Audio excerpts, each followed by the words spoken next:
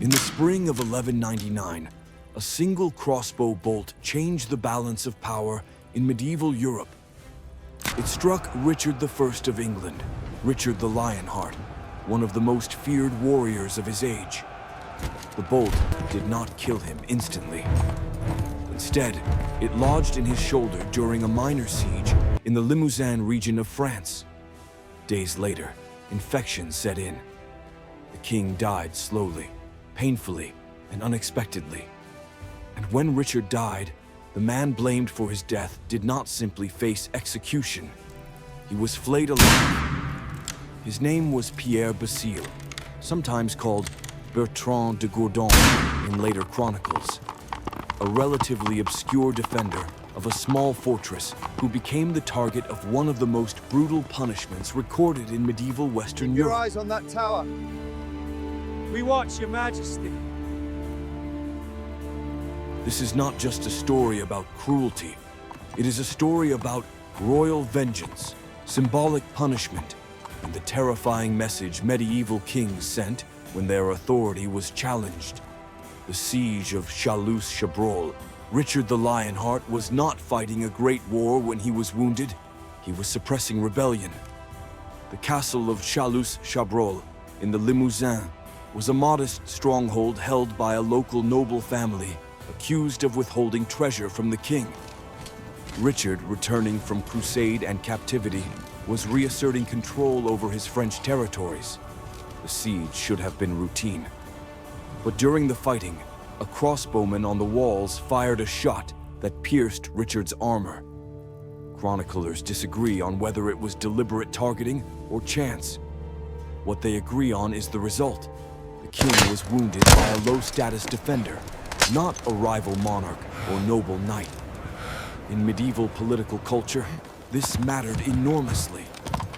Richard's wound festered. Surgeons attempted to remove the bolt. Gangrene followed. As the king lay dying, he reportedly asked that the man who shot him be spared, a detail recorded by some chroniclers, though not all historians accept it as literal truth. Whether or not Richard intended mercy, it was irrelevant, because once the king died, justice was no longer personal. It became political. The authority of the crown had been pierced, literally and symbolically, by a common soldier. It could not go unanswered. Who was Pierre Basile? Pierre Basile was not a famous knight.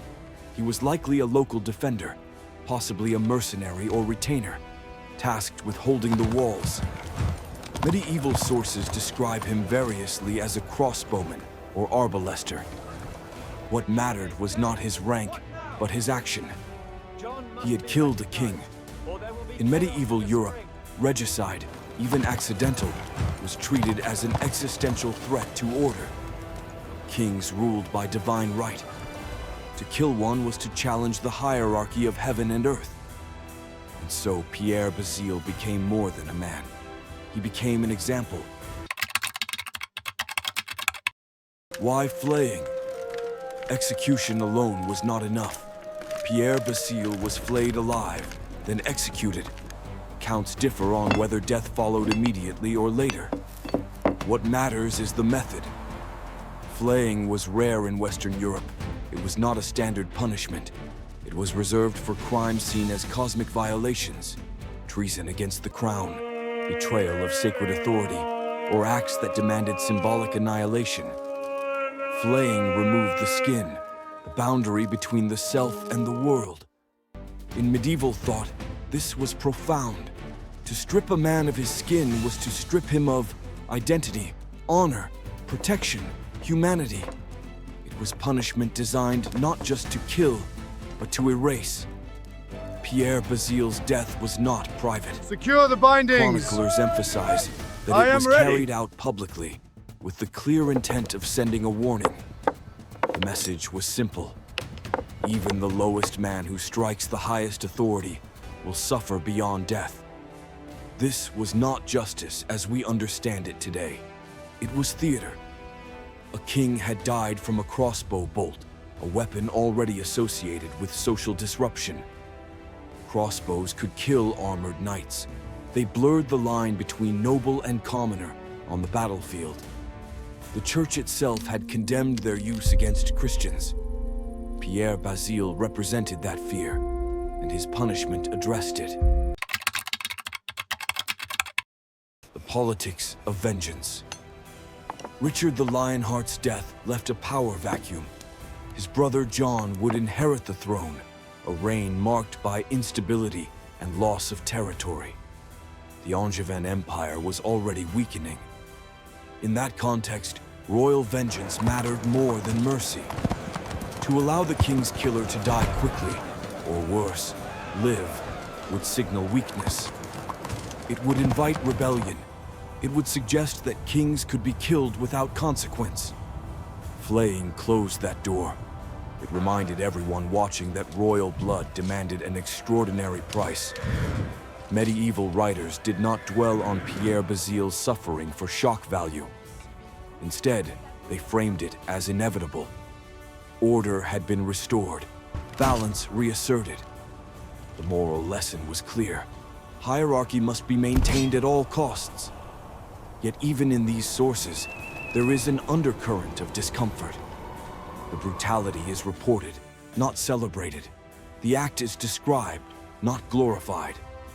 This tension reveals something important. Medieval society understood that such punishments were terrible, but believed they were necessary, what Pierre Basile's death reveals. This execution tells us far more about kings than about criminals. It shows how fragile royal authority really was, how violence functioned as political language, how punishment became spectacle when legitimacy was threatened. Pierre Basile did not overthrow a kingdom.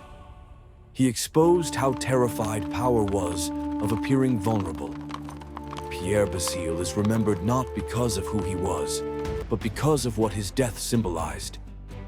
A single bolt from a fortress wall ended the life of one of Europe's greatest warrior kings. And in response, the crown unleashed one of its most extreme punishments, not out of rage alone, but out of fear.